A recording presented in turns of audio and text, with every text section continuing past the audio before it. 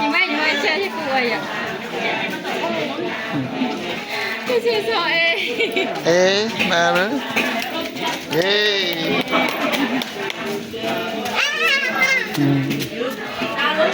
có cái xe sợ nó sợ bi nè sợ bi xe chứ tại em mua nữa này chơi xe đi chơi xe ê ê ừ.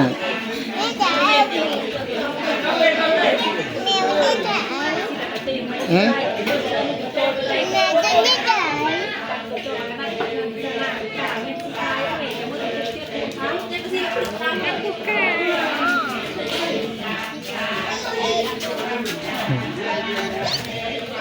Mới tiết nữa, xe sợ em mới tiết nữa. Sợ em xe thêm mấy. Ê rật. bên này chơi nè chơi ra mà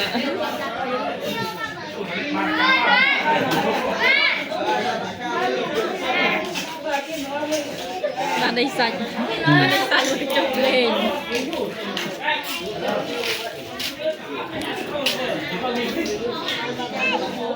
Nó lên đây.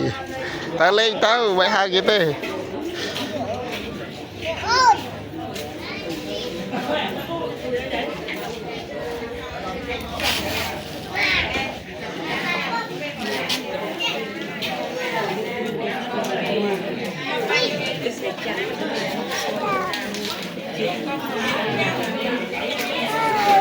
Ừ. Ừ. Bao chơi à mạch đa thế.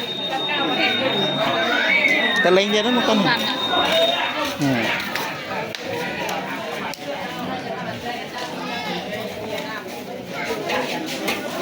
đây cho phải chơi đang nè tiền nó phải chơi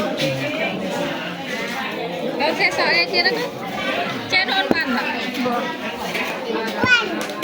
Bàn nào hắn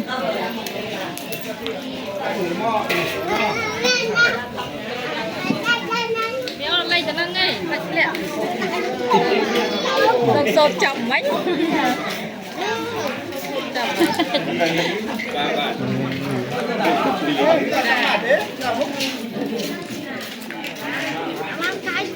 để thành ra mình chỉ phải tao mua cái rơm hết